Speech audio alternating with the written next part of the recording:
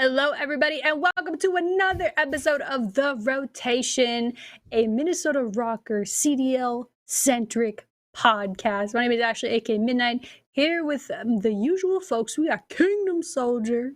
God, one of the sickest names in esports, I'm not gonna lie. And then IKON Nationwide team with the best Hola, breakdown what's videos. What's up, bro? All right, sorry we are late, everybody, but hey, we made it, and that's what matters. We doing it, man. There is so much to talk about this week. We had Stage IV Major going down this past weekend on LAN. Finally, it happened after almost a year and a half of missing it. It's back, baby. Local area network battles on main stage. We got player walkouts. We got people standing up after a crazy win. Like, it's just so great to see everybody back on LAN and to see kind of where everything has landed, really, in terms of how it went over. So obviously we're going to get into Rokkr's performance, what happened there, and what any... Oh my gosh!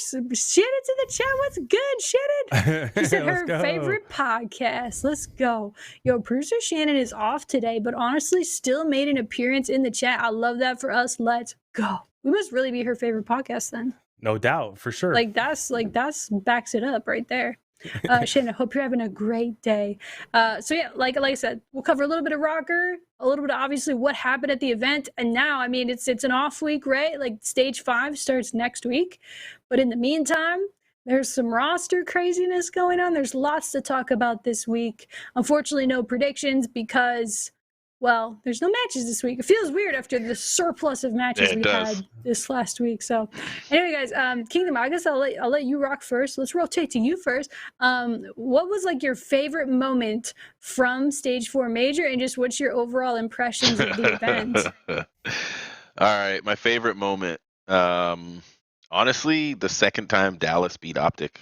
That was crazy.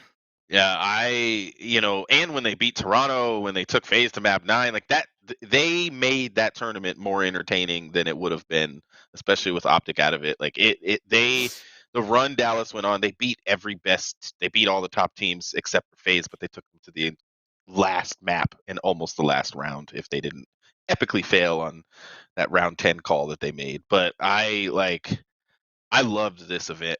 I haven't been that glued to like my screen during a major all year long, and I think LAN brought out a lot of good things. There wasn't a lot of showings that were different.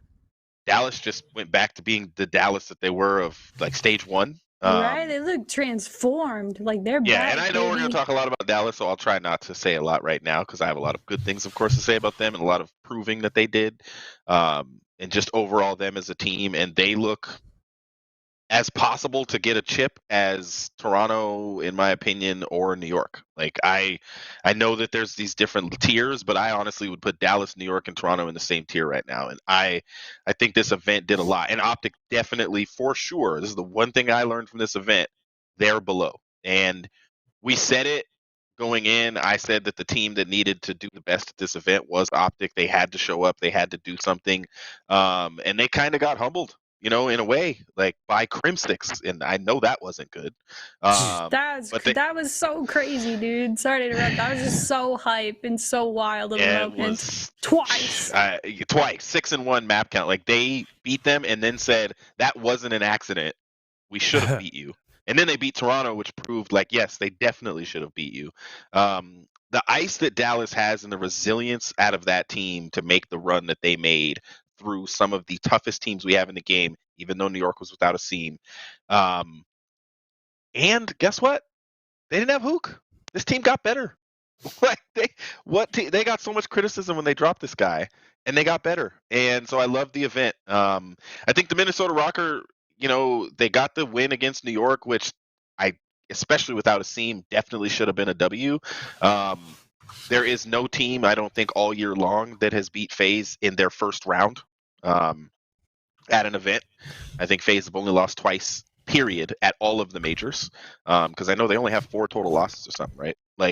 It's insane. Yeah, it's stupid, like ridiculous. But I thought Minnesota had a good showing. I honestly felt like they could have put up a better fight against Optic.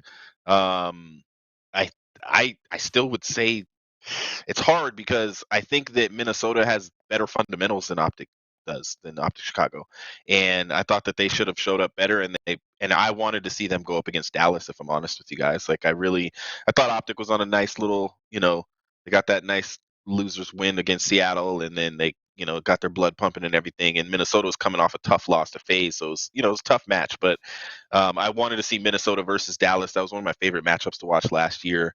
And I want to see Minnesota propel themselves to a little bit higher in the league. And so this next stage is going to be absolutely bananas. Like 15 total points separating second place and fourth place or whatever. Like this is going to be a bloodbath.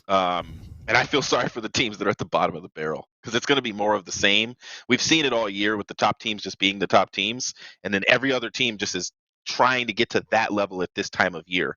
I think we have our top 8 set, so I'm excited for this next stage to really see what kind of dominance we're going to see out of these top teams, because at least 2 of them are going to be on each side, when we pick the groups. And you're going to have a mix-up where Dallas is going to be playing against Toronto, Faze is going to be playing against New York. Like, however that works out, it's going to be interesting, and I'm excited for it. And we say it every stage. Minnesota Rokkr, beat who you got to beat and get back into that winner's bracket for stage 5. Like, that is very important. Get back into that winner's bracket for stage 5. Keep chipping away at points as best you can, because LA Thieves are exposed right now. So I think Minnesota Rokkr have a chance to keep going up a little bit in the standings. Yeah, so I guess some of my initial reactions here from our last major was, one, I felt like before this major started, there was a lot of talk of like, where are those top 4 teams? Like, where's Atlanta, Toronto, New York, and Chicago? And it seemed like before this tournament started, Dallas was kind of like on the outside looking in. Like, where do you put Dallas amongst LA Thieves and Minnesota and Florida? Like, they're kind of like in that next tier with those 4 squads.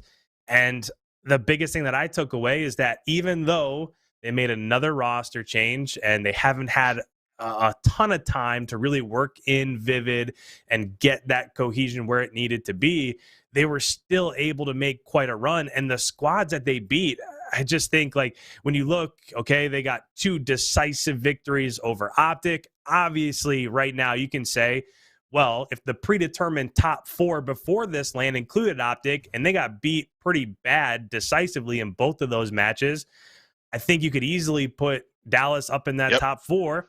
And then after that, they come off and they win a really exciting matchup against Toronto. So there's another one of those squads that you think, okay, they're in that top 4 and Dallas beat them. And then just to make it even a little bit more interesting, I know when we kind of did our predictions for that last day, I think I said 5-3 Atlanta. MiDNiTE, I think you said 5-2 Atlanta, somewhere in there. We all expected Atlanta to win, but I don't think anybody expected it to go to map 9. And all of this happened with Vivid was okay. I mean, it's not like he came out and dropped like a 1.1 or, I mean, he played fairly well, but for the series, Vivid was still negative 31. And for them to go to a last map with Atlanta, with an SMG player who goes negative 31, when you have a BZ going positive 30 and Simp going positive 26. I mean, when you have those SMGs playing that well, normally you're not going to come back from that. And they were able to perform. And even with that, so I just think that there was, if you go back a month, obviously the storyline here for me out of Major 4 is Dallas. But if you go back a month ago, things were all over the place. Their previous roster just really wasn't working out all that well. They make the roster move. You're not quite sure what to expect. And this is one of those majors where, okay, is LA Thieves going to make a run? They are obviously putting in Huke and Slasher. Are they going to be a squad that can go on a run and make it to a grand final? And now all of a sudden you're thinking, okay, maybe LA Thieves is in that top 4. Florida had been playing really well in this last stage group play. So are they a squad that could go on a run? It seemed like outside of Atlanta, we weren't quite sure like who was going to be the biggest contender going into this tournament. And I don't think there were that many people. Kingdom, maybe you might have said Dallas because we know you've been all over Dallas all year. But I don't think there were too many people that were predicting Dallas to be the squad that would beat Optic, that would beat Toronto, that would beat New York, that would really go on one of these runs. And I mean, it seems like we've said it time and time again over the years. You have somebody like Krim and a coaching staff like Rambo and this Envy organization that just goes on a run and they end up there and they almost pull off kind of the impossible, right? New roster, you just don't expect it to happen, and they're there. So I think the biggest thing for me is just that Dallas was able to come through and make the run that they did. Now, obviously, the whole Asim situation threw a little bit of wrench into plans there. We were able to get a really decisive victory over New York, but Asim has kind of been their pace setter the entire year. So that's a big thing not to have in your roster. That would be like very similar to Minnesota playing without Standy, right? I mean, he's really made a huge difference in how Minnesota plays different control maps, not necessarily the mode, because we've been pretty good on control throughout the entirety of the year, but certain maps like Garrison, all of a sudden he comes on board and now that's another control mode and map that we can kind of fall back on if people veto raid. And same thing for Hardpoint. If you take Standy out, you're not going to be able to set that pressure and get that kind of intensity that you need. And that's what New York was missing. And it's just super hard to come back from something like that. So it'll be interesting to see what happens this next stage. I know it seems like everything has been sorted out for Asim and he should be good for the next stage and for champs once they make it there. So I'll be looking to see how New York is able to bounce back from all of this and what happens here in stage 5. I'm sure, I mean, they were lights out in stage 4. I'm sure that they'll be great in stage 5 group play, and to see them at full strength on land. That'll be exciting. The Optic matches, I mean, I really took, and that map for Moscow Hardpoint, I watched that 3 or 4 times, and that was the last map that they played that they ended up getting eliminated on. And there were a ton of really bad mistakes. Like if you were to watch like something from Challengers, or if you're to watch like a league play setup or scrim or something, like, okay, I could see how teams can make these mistakes, but it was a really tight game. It was P3 on that Moscow Hardpoint. They don't have anybody watching the back. They give up those back spawns. I mean, this is like simple stuff. Like Moscow was a map that was in the game from the beta.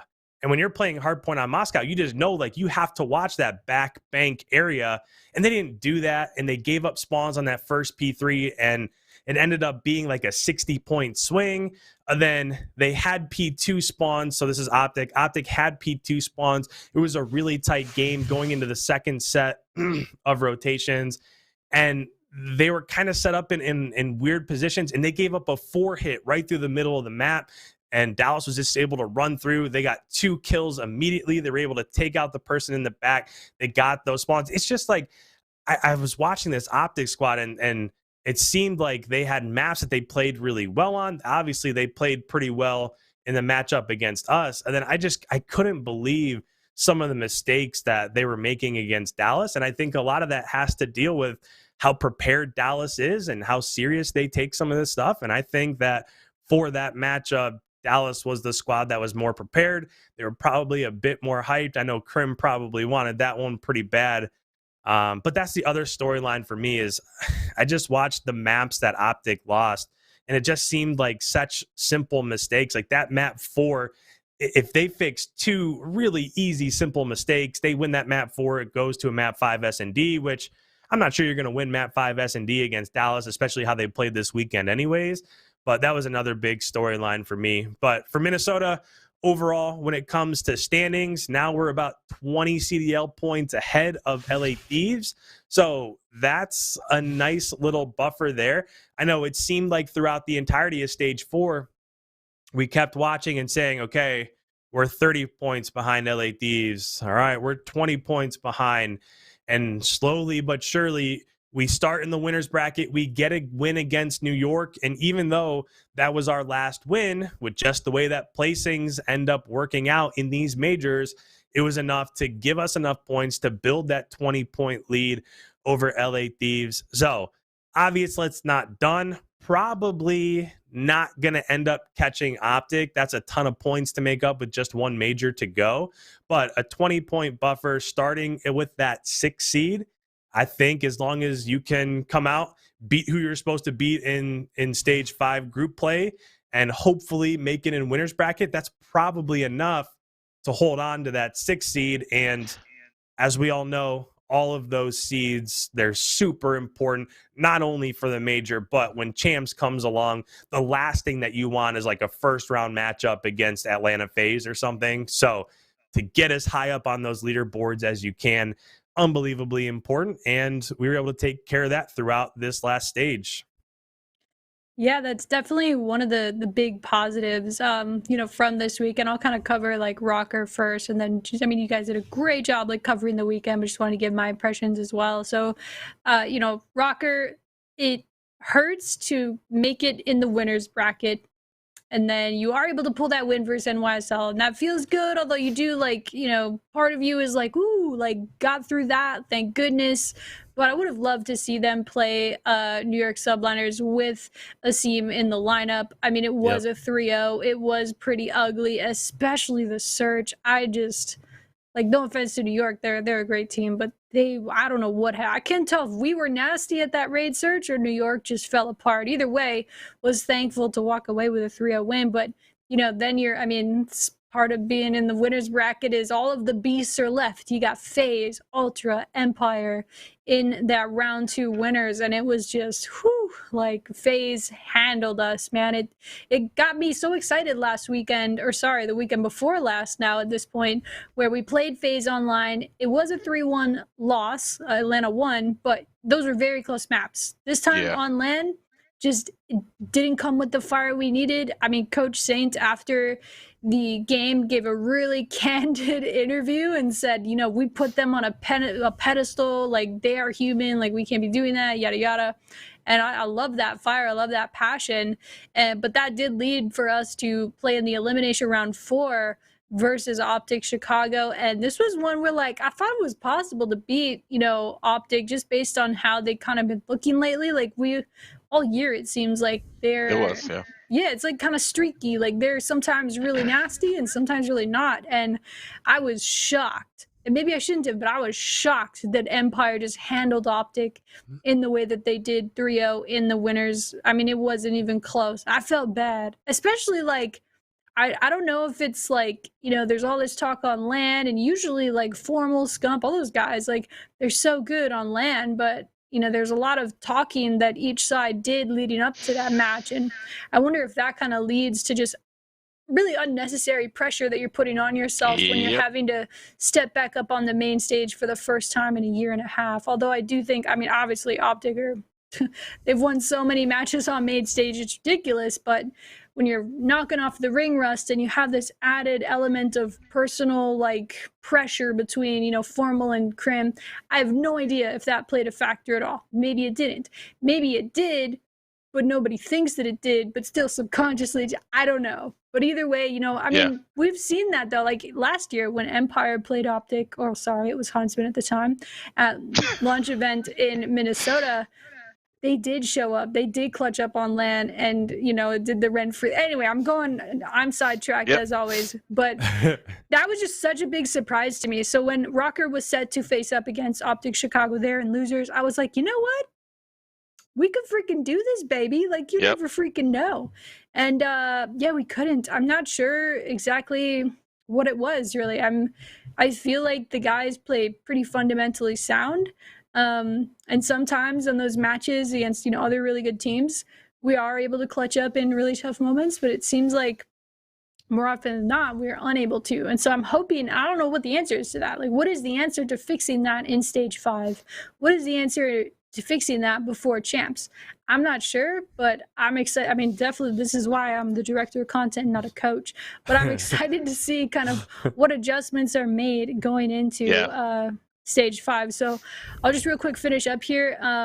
I thought the Empire versus Optic match was insane. I mean, just insane to really watch that go down. The Ultra versus Empire match was insane. And yeah, like you guys mentioned, was this the first map 9 of the year? Yeah. Yep. Never happened. Never happened before this year. We had a map 9 search and destroy. I saw some people talking after the event, oh, there's too many search and destroys in the best of 9. Listen, I'm gonna let y'all know right now, my opinion is correct, okay? Search and destroy is the best competitive game mode. Change my mind. I will fight you I will die on that hill. S&D wins championships. And I mean, I don't know, man. I do still think there's probably like a worthy open debate about what kind of advantage the team from winners should or shouldn't have in that finals. But man, was it enjoyable to watch that go all the way to a map number 9. Just super hyped. So I love the weekend though. Like LAN is back, like I said. We got walkouts.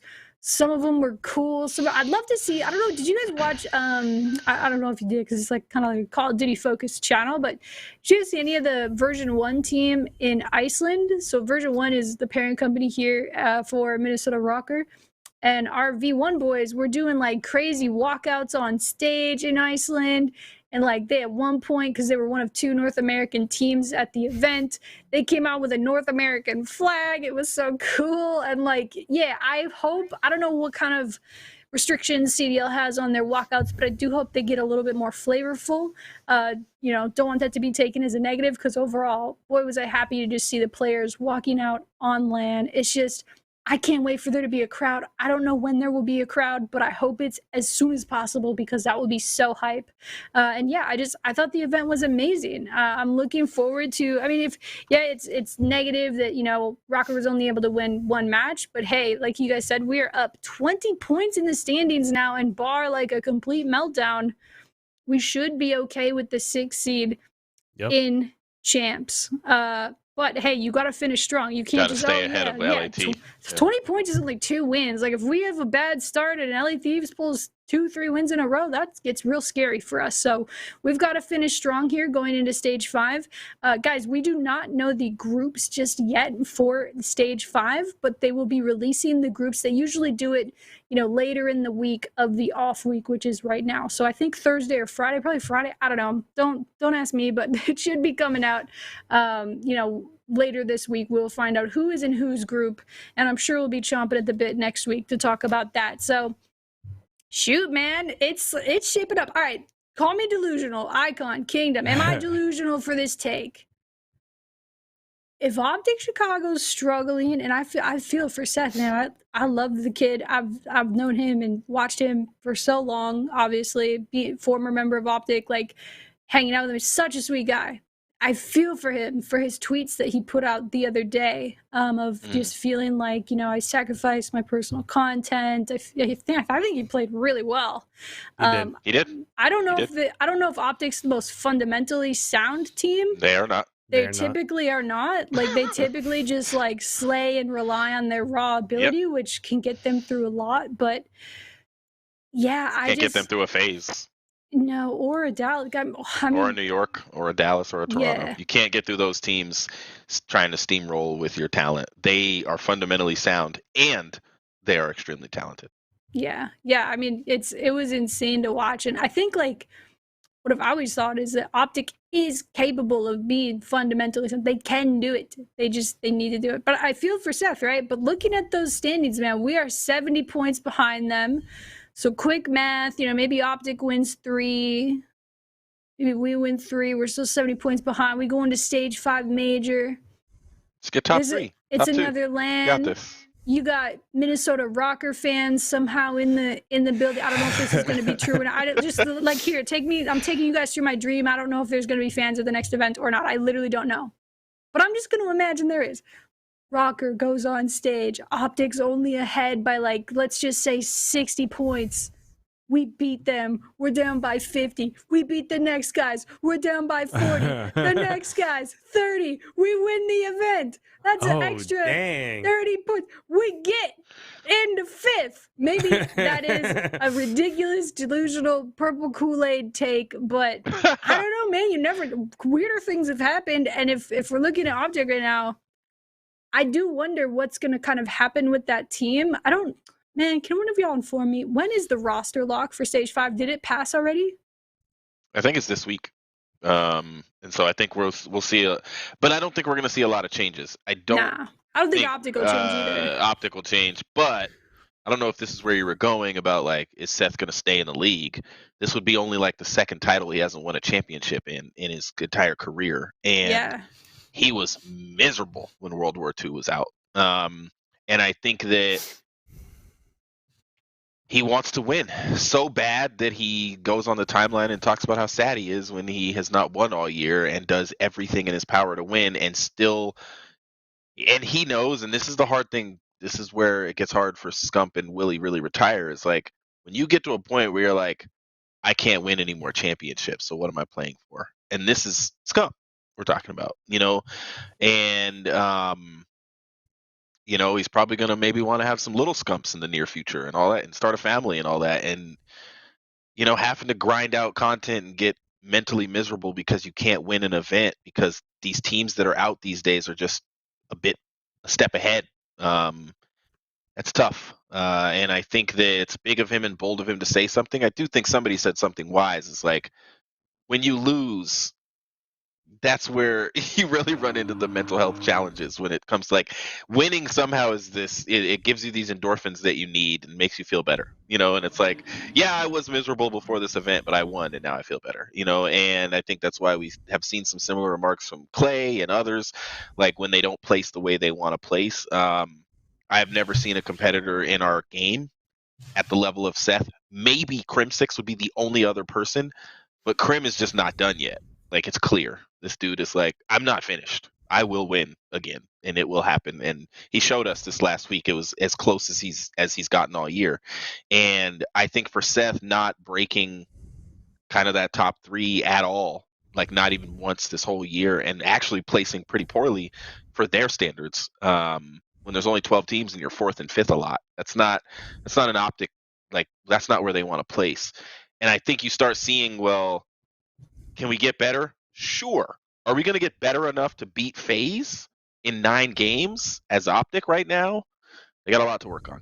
And I think if they place poorly in the next major, like outside of top 4, and they place outside of top 4 at champs, I think he would consider retirement. Unfortunately, because I love Seth and want him to keep playing forever. IKON, what do you think? And where do you stand on the, I guess everything we just kind of said, whether it's, Seth retiring or just Optics kind of like they're up and down all season. And now they're kind of, I kind of alluded to like, oh, roster lock is, I don't think Optic is going to make a team change. I think they're going to stick it out. But I just wonder, like, how do they blow past the ceiling that they currently have on them? IKON would love to know what you think. Yeah, I don't know. I just feel like Optic's not good enough. Like, at some point in time, you have to realize that, and Scump's not the problem. I think Scump is one of their most consistent players. I think he's been playing really well this year. I think that it's tough when you lose. It's tough when you put so much time into it and you're just not getting the results. But at some point in time, you got to take a step back and you got to look at those squads that are ahead of you. And they're obviously, from top to bottom, not as good as Atlanta is. And when it comes to Toronto and what they developed last year with Cammy and Kleenex, and then bringing Insight into the fold, and Bance is always the question mark for me, because when Bance is on, we've seen them win majors. When he's not on, we've seen them still play well, get to elimination finals like they did in this final. So when you look at Atlanta, obviously top to bottom, they're not as good as Atlanta. When you look at Toronto, what they've developed this year and last year with Cammy and Kleenex, they just don't have as strong of a roster as Toronto does.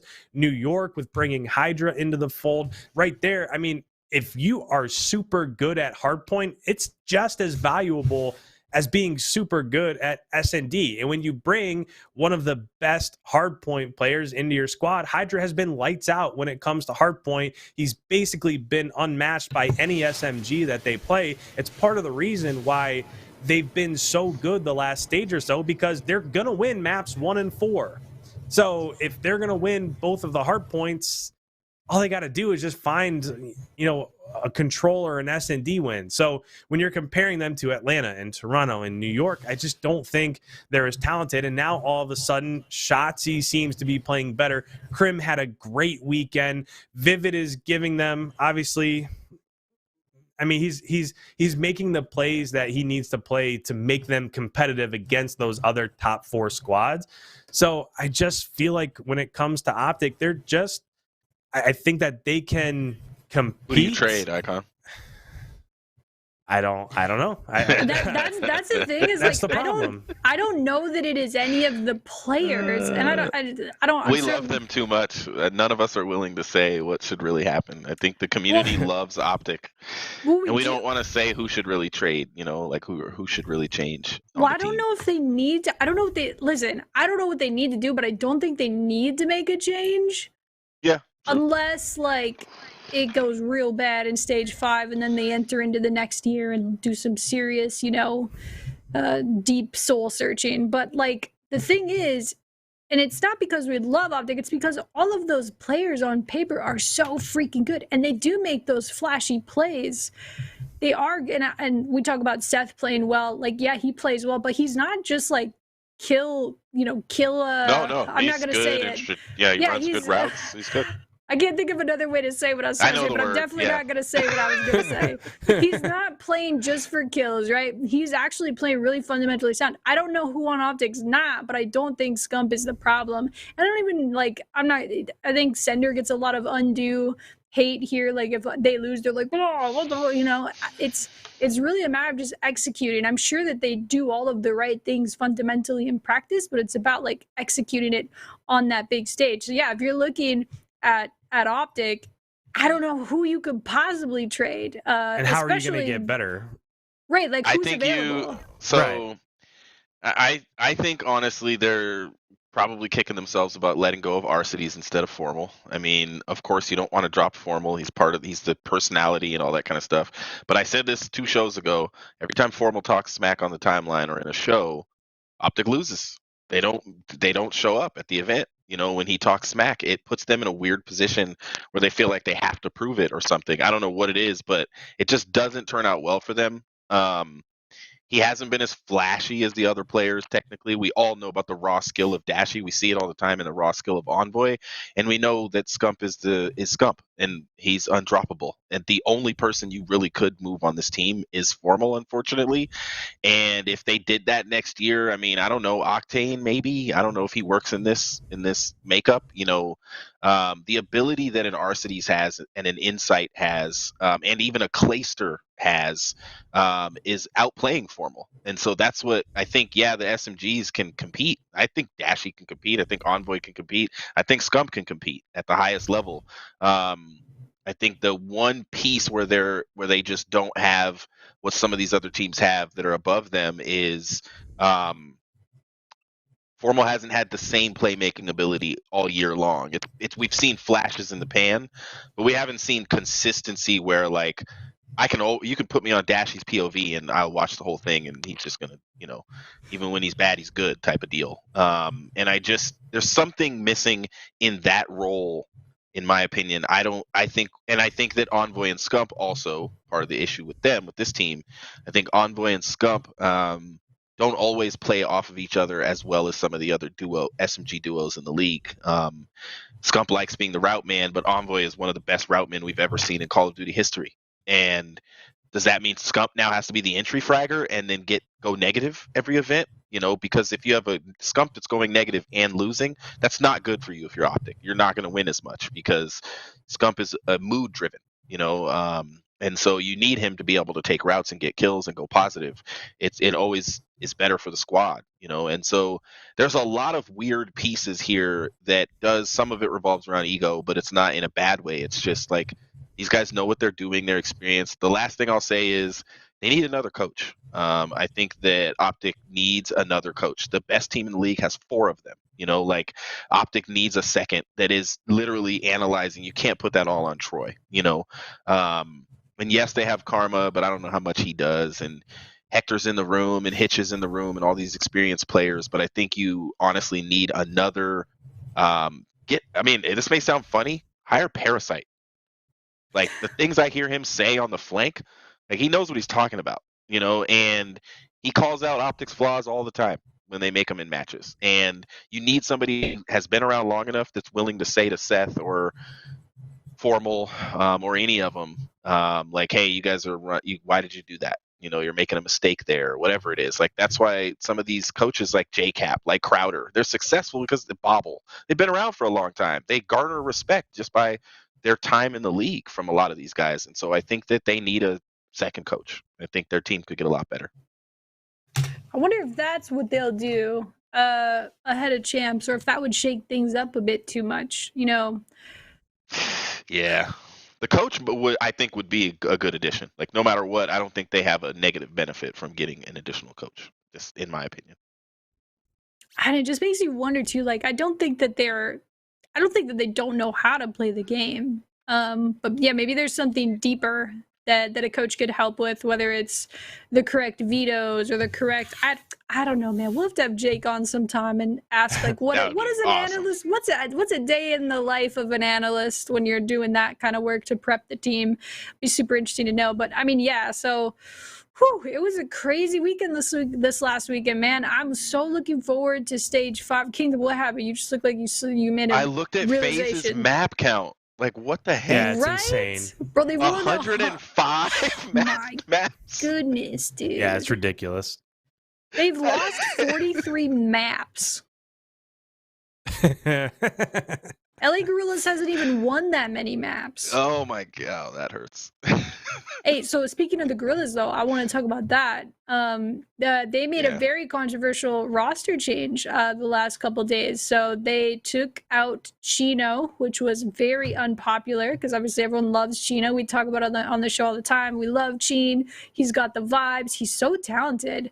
But they take him out of that roster, and it seems like they want to move Silly back to an assault rifle, or back to primarily using an assault rifle, because he seemed to be really struggling with the submachine. I mean, you heard that almost every time the LAG played, the casters were like, Silly's really struggling with the sub. Like, okay, we get it, bro. Like, okay. Right. But he was really struggling with the sub. So now, like, if he's moving over to AR, they get Chin out of there, and they bring on, and this is probably this is a biased take. I love Billy Mental. He's amazing. We were on Optic at the same time, living in Texas. We lived in the same apartment building, went out to eat a few times. He's a good guy. He is the winningest. I don't want to say if he's the player that's won the most, but he is one of the winningest Gears of War players of all time. That Optic roster dynasty in Gears of War was insane. He's cracked. His gameplay on Gears of War was insane. And I was so excited when he moved over to Call of Duty this year and got on the LAG Academy roster.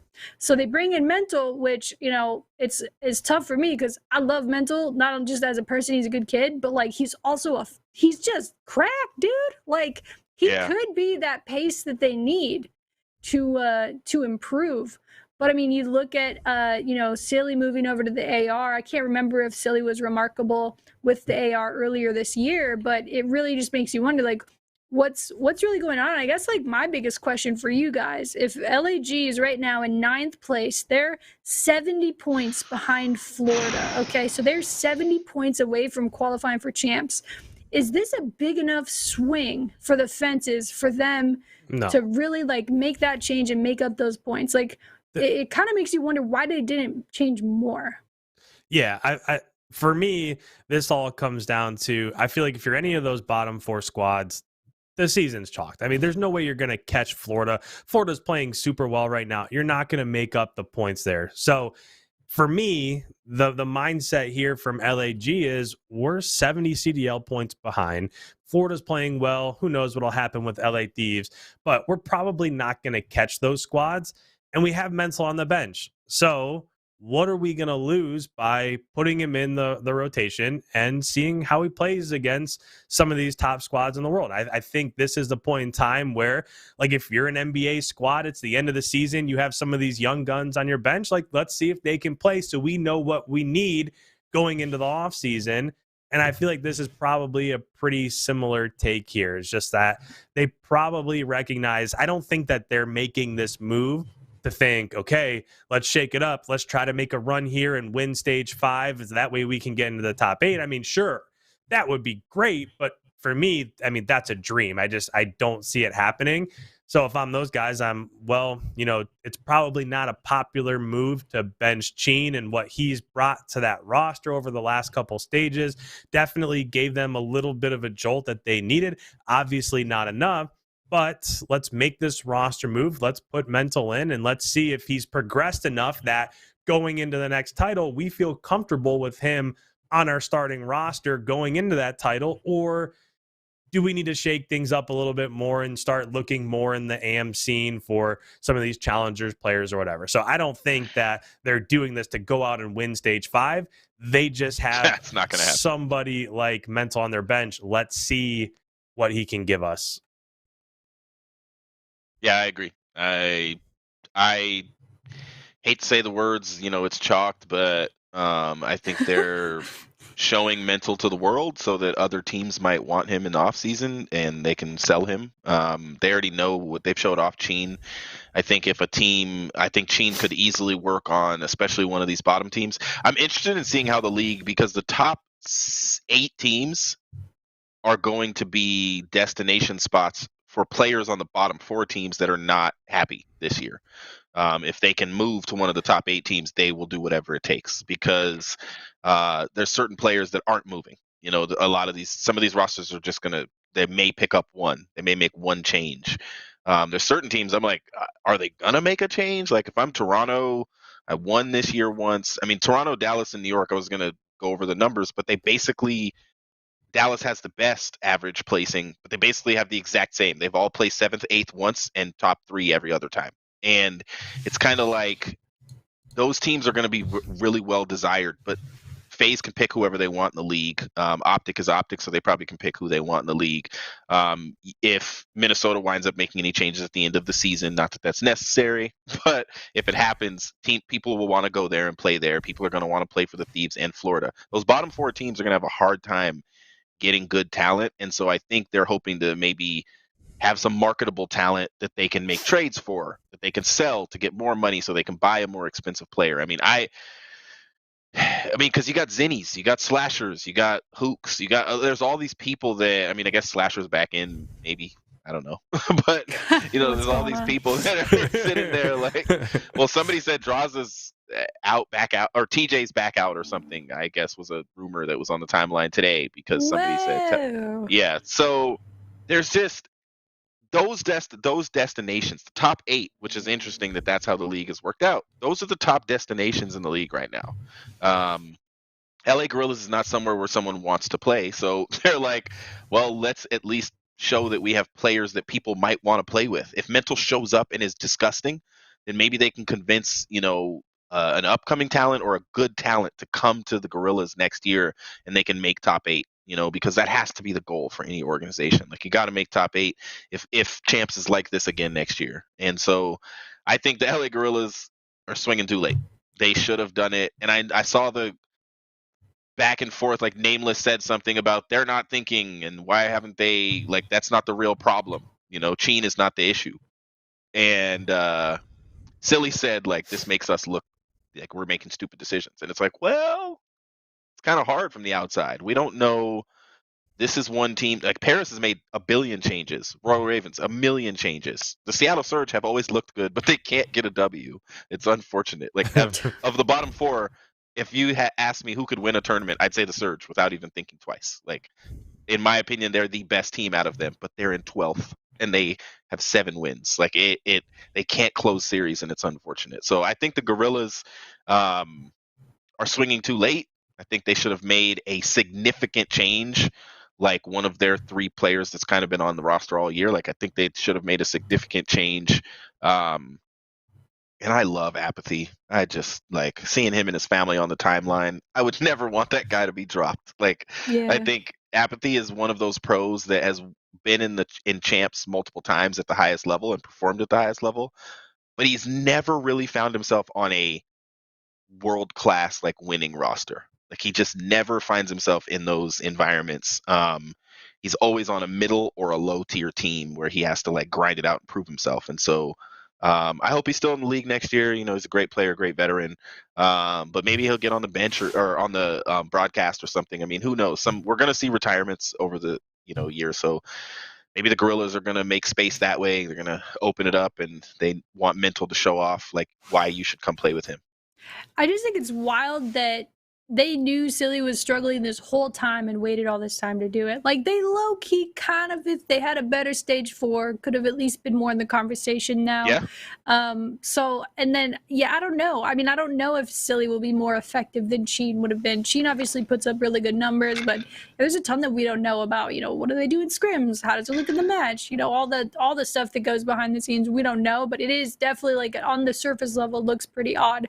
I will say, just, I know we got to wrap up here soon, and I know it's not even the off season, so I'm sure we'll be talking about this a little bit during the off season, before we go for break for the off season. But basically, I'm not going to pretend like I know every player's freaking contract situation right now, but let me tell you how it works. A lot of the players that signed in CDL year 1, so not this year but last year, have contracts that give them 1 year and then a 1-year team option. Okay. And so last year, a lot of teams like Seattle Surge, for example, I don't know if this is true, but just from looking at it, it looks like they obviously, like, they could have renegotiated with Octane, but it's likely that they used their year option for him and tried to build around him. This situation for Octane, and likely a lot of other players in the league, their +1s are going to be over. And then it's their choice. It's no longer the team's choice at that point. It is up to the player to see where they go. Speaking of where they go, IKON, hey, you're back. Let's go. Hey, I'm here. Let's go. Back. It's because you got a Faze shirt on, man. You on the Rokkr channel with the Faze. I'm just kidding. It looks cool. You gotta do it. Hey, they kicked ass. You gotta wear it. You gotta rock it. But yeah. So this, like, that, what you were just saying, Kingdom, rings so true to me, because there are a lot of teams out here who are going to try to, like, find those players that they need to build around for next year if they're not in a good position here at the end of the year. And there's going to be a lot of movement, I think, in the off season this year with those +1s expiring, and it's going to be crazy to see where those big free agents end up going. So, whew, Can I add in? Yeah. Go ahead. No, you go. So, you say you're going to add in. I'm going to change the subject. I wanted to. We've talked a lot about Dallas because, I mean, I'll be honest. At a point, I wanted them to win. I literally was like, I was so sad when they made the call they made on Raid round 10. I just was like, please move. Please, Vivid, just go look at basketball court. Just go to cutout. Look out the window. Look at Tiki. Like, check the bomb. Look at the apartment. Like, please do something. Like, why are you? I was just literally like, no. This is the most anticlimactic ending to one of the best series we've had all year long. And then it was like, yeah, it's an L. There's no way this is Faze. There's no way they retake this. It's impossible. And so, but Faze cannot make the same mistake that Optic made in their dynasty times. Like, we keep questioning the dynasty power of Faze, and that's because they literally have placed second, first at the first 4 events. I'm going to keep being the person that says, look, if they win champs this year, why can't we call them a dynasty? They dominated this entire title. They're for no sure. one They has are. barely had a chance. Like, you have to get through them, period, to get to win a chip this year. And their record, like, we're looking at it, it's dumb. Like, they've won 88.7% of their matches. Like, that's just ridiculous. And we've never seen this before. Never seen anybody be this dominant. However, they have to remain humble. And if I wanted to lose some follows on Twitter, I would DM some of them and be like, remain humble. It's like, because they're in a very, like, the interview I heard from Alec at the end of that event, I was like, that's not true. He's like, it was easy. Like, no, it was not easy. Like, tell the truth, bro. Like, man. That's what I'm saying. Like, you almost lost. I saw the frustration in their faces when Dallas won back-to-back maps and went up 3-2. Like, this team was exposed. Like, that was not easy. Now, what we did learn is that a team has to play literally their best Call of Duty in order to even get close to beating Faze. And he said I was playing bad, and it's like, you can't blame all of your losses on playing bad. You know, like the other team was actually really good. Dallas showed up. If you have formal tweeting out that Krim was in final form, there was something else going on with Dallas. Like, I think Dallas showed up and did their thing, and any other team on the sticks would have lost to them in this event. Like, FaZe they got to lean on that talent and a boneheaded play. But I think FaZe has to remain humble, or they're going to lose champs again as the best team in the game. And Dallas or Toronto or New York will slide in there and take the opportunity. And of course, there's potential upsets. I wonder if the Rokkr would have started in the losers bracket. Would they have gone farther in the tournament? You know, like you have to think about that kind of stuff in terms of momentum and winning those matches and how far you can run. And like, I thought Optic was going to ride that losers bracket momentum past Dallas into Toronto, but they didn't. They couldn't do it. And that's their stumbling block. But I really think FaZe, if they're too cocky and too confident, there is such a thing in Call of Duty where you go into a match knowing you're going to win. We've seen Optic do this in the past where there were years where they were like clearly the favorite. And then at champs, they place low or they get beat by Patrick Price, you know? And so I think FaZe needs to be very, very careful for a few more months. Like, wait till the year is over and then just talk all the mess you want. You know, your record is ridiculous. You guys are clearly the best. You don't need to tell any of us. They're 145 points beyond second place. They could get no points in this next stage and still they'll be first. Period. Like, they could lose every match. We're just going to try out maps we don't even want to play anymore, and we're going to play 3v4. And they might still win a couple search and destroys. They really might, dude. So I just think that FaZe needs to be careful at this stage of the year, and they actually need to keep getting better. I know they're beating everybody and they're but the one thing that's kept them in front is that they're in front. Dallas, if we go back and watch the way they played, they're doing something different. Like the way they won, they figured out a way to play the game that's just not fundamental, but it's things that, and Dallas does that. You see them do weird stuff and you're like, that's a weird stack. Or why'd they go down? Oh, well, they won the round. They won the control. They won the search. And I think that if you don't innovate, you can't get to the front of this league right now. And I think FaZe needs to keep innovating and be humble themselves, and just be thankful for their W's. Go back to the drawing board like they used to talk about. Like they'd win, blow somebody out, and be like, yeah, we still have some stuff we can work on. Like they almost acted like, oh, that was easy. We played bad and we still won. Nobody has a chance of beating us. That's how I felt Alec was talking in that interview. And so that's just my 2 cents. I've always wanted to see humble players, and I hope FaZe does not lose in the last event and get like top 4, you know, and then the final isn't even them. You know, it's like the Rokkr in Dallas or something. I hope that does happen, Kingdom. Come on now. Let's go. Yeah. I mean, just one quick thing. Man, if I'm like, how old is Alec? He's pretty young, dude. If I'm young, He's young. I'm making mad money. I'm the best at what I do. I'm on main stage for the first time in over a year and a half. Doing my he's out there phase showing ups. out. I'm pumped, bro. I'm saying everything's a breeze. And maybe he means the whole season was easy because they're ahead by freaking 1,000 points right now. Like you said, they could all go to freaking Tahiti for a month and still be first seeded champs. So shoot, man, maybe it was easy. But I do agree. Like it went to map 9. Right. You can't let it slip away from you and start to think that it'll always be easy. If it was just easy, you can't think that the future ones will be easy. So IKON, I gotta ask, closing thoughts here today for the podcast. What are you most excited? I guess I'll ask both of you, and we can all answer pretty quick here. What are you most looking forward to for Stage 5? Ooh, Stage 5. I think honestly the only thing that I'm really excited for is just kind of seeing what happens with 6 through 8 with the standings. I don't think anybody can reach Optic, and obviously there could be some shuffling there when it comes to Dallas, Toronto, New York. All of those squads are pretty tight through there, but overall this is the point of the year where normally I think you would expect there to be a little bit of suspense, like which team's going to make it to 8, which team's not going to make it, like who's going to be left out. And that's just not where we're at this year. It just seems like the top 8 are already the top 8. So for me, it's just who's going to finish in that 8th spot. not entirely sure at the moment what that champs format looks like. Hopefully 8 doesn't have to play 1. I'm sure they have some sort of a buy in place. I don't that know would be if a it's bloodbath. yeah, I It's don't know messed up. I think last the year- first. I think it's similar to last year. I don't know though. didn't they I'm have just like assuming. 2 buys last Yeah. year? Yeah, number 1 and Yes. 2 I think had 2 buys. 3 and 4 had 1, and then the rest of them were just SOL. Or no, the And rest of then the top that's like gonna be tough for Optic if that's the case. If they're For fifth and they only real. they don't get a buy, that's good. Jeez. They could lose first round. Like no, like I think we all know that. Like they could get beat by one of these, like a Surge or something. I mean, we like that's possible. We saw it last stage, and so I just think that yeah, Optic is probably stuck in fifth.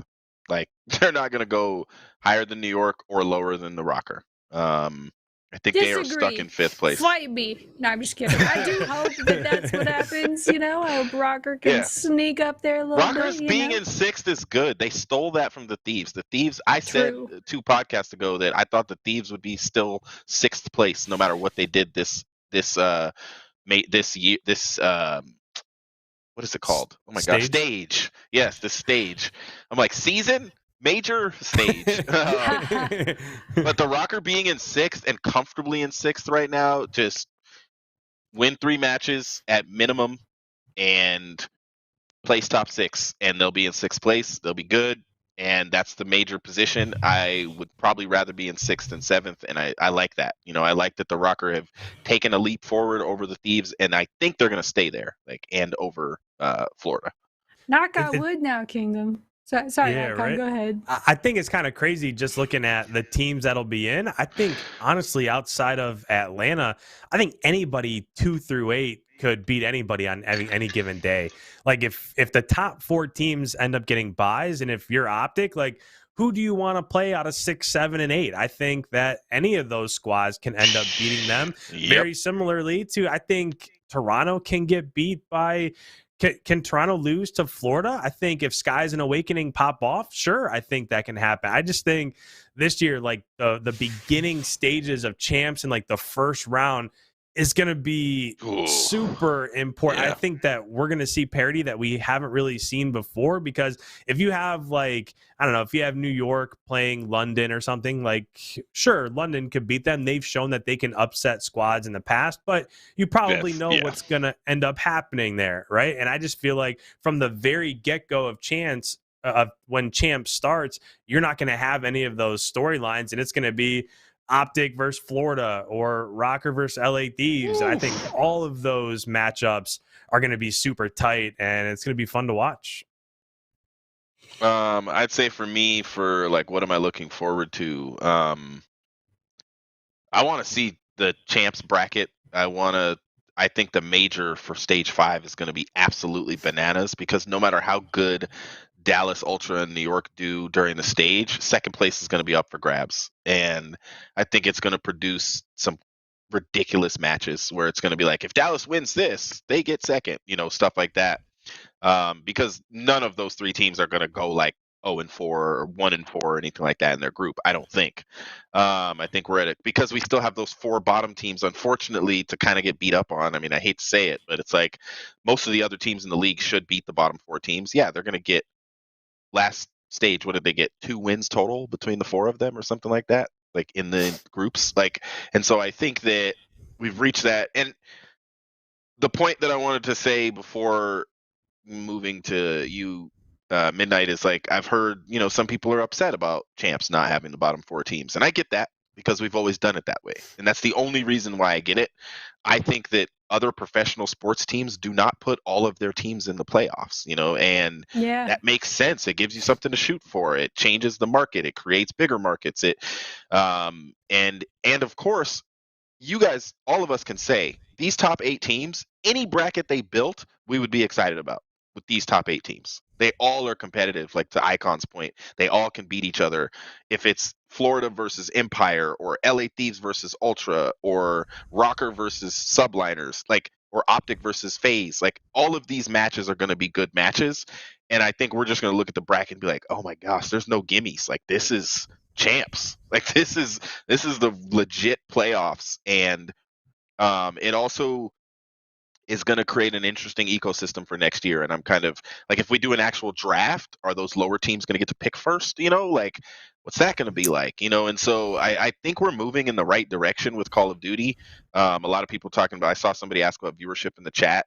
I think the viewership that's going to be created off of the top 8 teams going to champs is going to be amazing, and it's going to be more consistent than if you had like the Ravens playing the Legion. It would be just a lower watched match, and I think that champs is going to be amazing. I think the format is, I think the best of 9 format could use some work.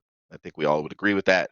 But I do think that I am most excited to see where everybody lands, where the 8 teams land at the end of Stage 5, and then we get to do a show and predict champs, and it's just going to be freaking bananas. That's going to be crazy. Yeah, I mean, I definitely agree. I think it's the only argument I could see for all the 12 teams being at champs is that the whole season, was played online, which isn't ideal, and you're not like, I definitely see why Octane and Surge maybe frustrated. Right. However, if champs has all 12 teams and it's online, it's just like a major. There's no higher stakes other than there's more money and there's a super sick trophy, I'm assuming this year as well, like they did last year.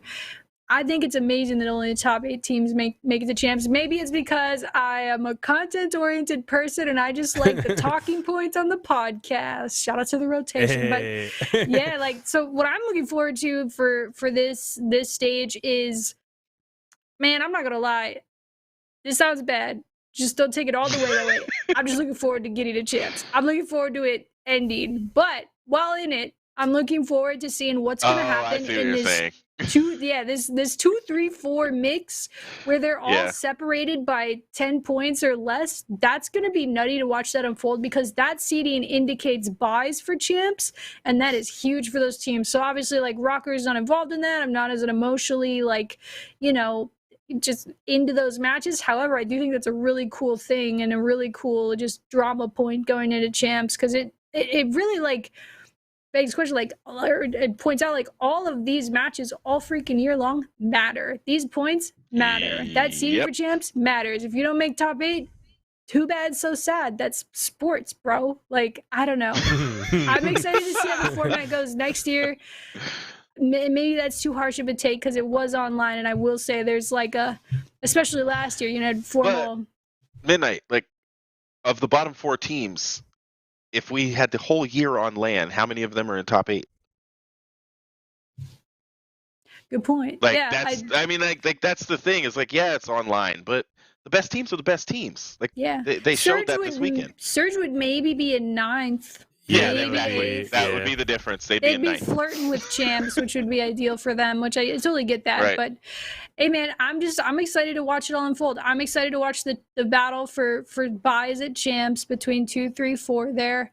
And I guess to put a Rokkr spin on it, the guys have been incrementally improving every match. They haven't always outshone themselves, stacking in that way, match after match, but they did look a lot better in Stage 4. And now, they lost to a heated up Optic team, probably, coming off that 3-0 or the 0-3 loss in winners, and then they go into losers. They seemed like they were fired up, and then I don't know, they just weren't fired up enough to beat Dallas, who just proved to be absolutely insane anyway. So I'm just looking forward to more incremental improvement, and we got to keep showing up in those important matchups.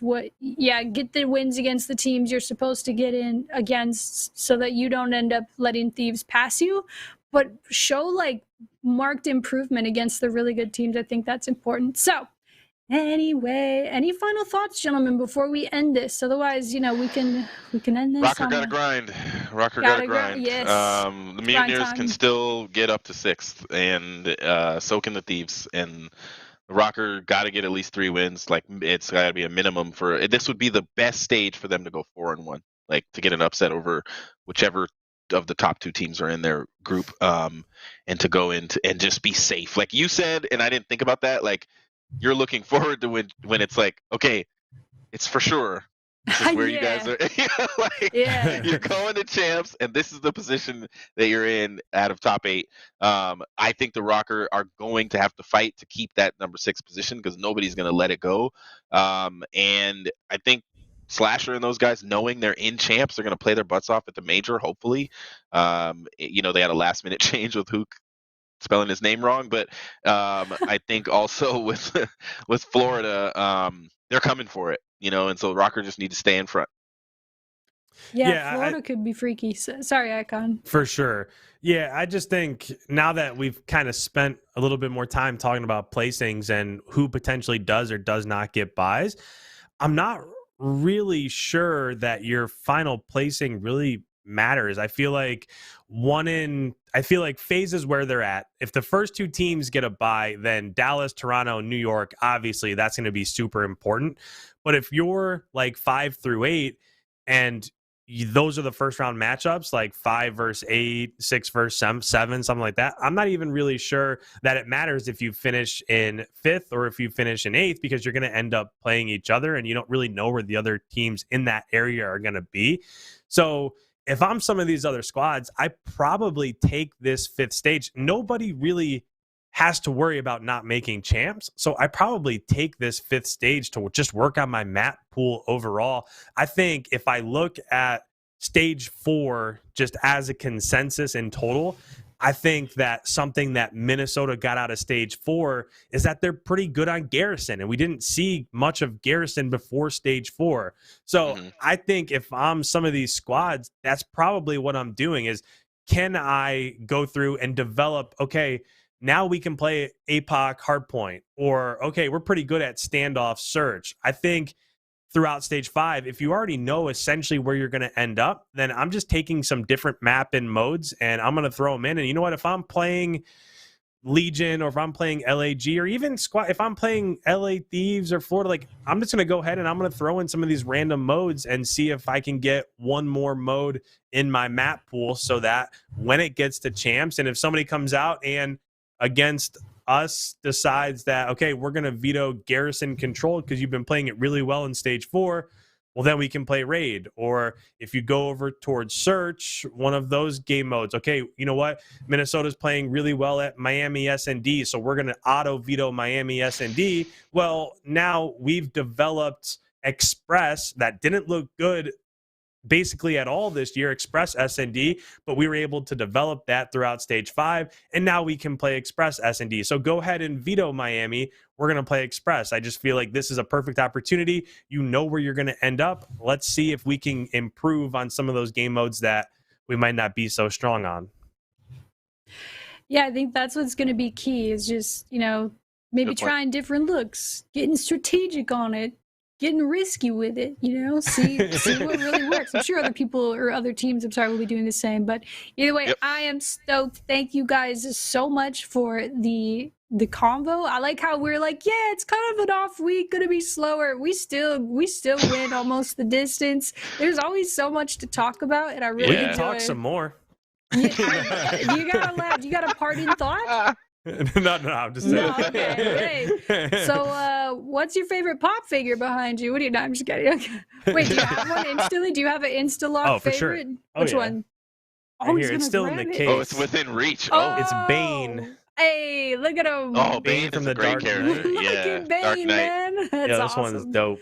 That's awesome, dude. Sweet. Cool. Well, guys, thank you so much. Love talking COD with you guys every week. We will be back next week on Tuesday at 7:30 p.m. Central. We'll see you guys here. Thank you so much for watching. We'll catch you guys next time. And that's all I got. Kingdom, Icon, thanks for joining me. We'll catch you guys later. Later. Peace.